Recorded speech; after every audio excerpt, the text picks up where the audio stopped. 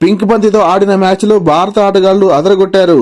Australia PM11 మరియు భారత్ మధ్య 2 రోజుల ప్రాక్టీస్ మ్యాచ్లో తొలి రోజు ఆట వర్షం వల్ల సాధ్యం కాలేదు. అయితే రెండో రోజైన ఆదివారం రోజు ఇరు జట్లు 46 ఓవర్ల మ్యాచ్ ఆడాయి.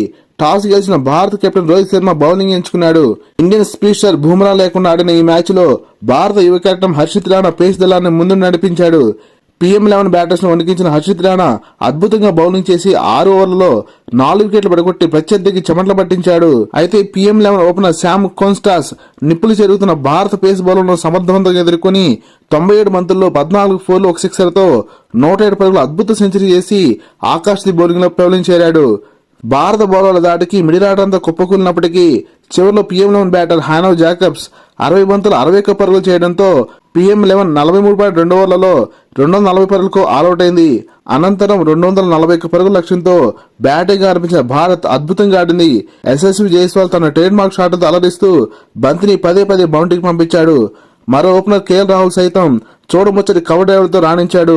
59 బంతుల్లో 9 ఫోర్లతో 45 పరుగులు చేసిన జైస్వాల్ పెవలింగ్ చేరగా 25 పరుగులు చేసిన KL రాహుల్ రైట్ హ్యాండ్ గా వెనుతిరిగి మిగతా బ్యాటర్స్ కు బ్యాటింగ్ చేసే అవకాశం ఇచ్చాడు.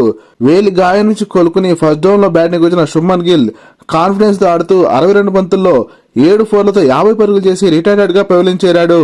విరాట్ కోహ్లీ ఈ మ్యాచ్ కి దూరంగా ఉండడంతో కోహ్లీ స్థానంలో బరిలో దిగిన ఇండియన్ కెప్టెన్ రోహిత్ శర్మ త్వరగానే పెవలింగ్ చేరినప్పటికీ భారత ఆల్రౌండర్స్ నితీష్ కుమార్ రెడ్డి మరియు వాషింగ్టన్ సుందర్ PM11 బౌలర్స్ ను చీల్చి చెండాడారు. 32 బంతుల్లోనే 5 ఫోర్లు 1 సిక్సర్తో 42 పరుగులు చేసిన నితీష్ కుమార్ రెడ్డి పెవలింగ్ చేరాడు. తర్వాత వచ్చిన జడేజా కూడా దూకుడుగా ఆడడంతో భారత్ 42.5 ఓవర్లలోనే 241 పరుగుల లక్ష్యాన్ని పూర్తి చేసి ఘన విజయాన్ని నమోదు చేసింది. వాషింగ్టన్ సుందర్ 36 బంతుల్లో 42 పరుగులతో నాటౌట్గా ఉన్నాడు.